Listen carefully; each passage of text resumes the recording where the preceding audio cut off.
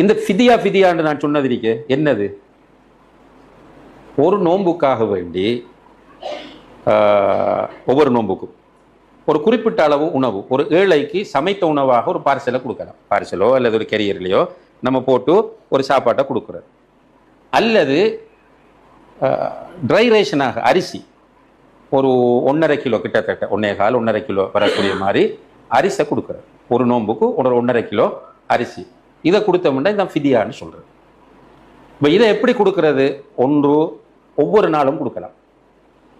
இல்லைங்களா? இப்போ இன்றைய நோன்புக்கு இன்றைய கொடுத்துட்றது. இப்படி ஒவ்வொரு நாளும் கொடுக்குறோம். அப்படி இல்லைன்னா ஒரு 10 நாளைக்கு சேர்த்து மொத்தமாக கொடுக்கலாம், 10 நாளைக்கு பிறகு. அப்படி இல்லைன்னா ஆரம்பத்திலும் கொடுக்கலாம்.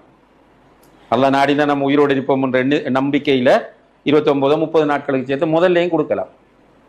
நோன்பு முடிஞ்சதுக்கு பிறகும் கொடுக்கலாம். இதில் நமக்கு தேர்வு சுதந்திரம் இருக்கிறது. விரும்புகிற ஒன்று நம்ம எடுத்துகிட்டு போகலாம்.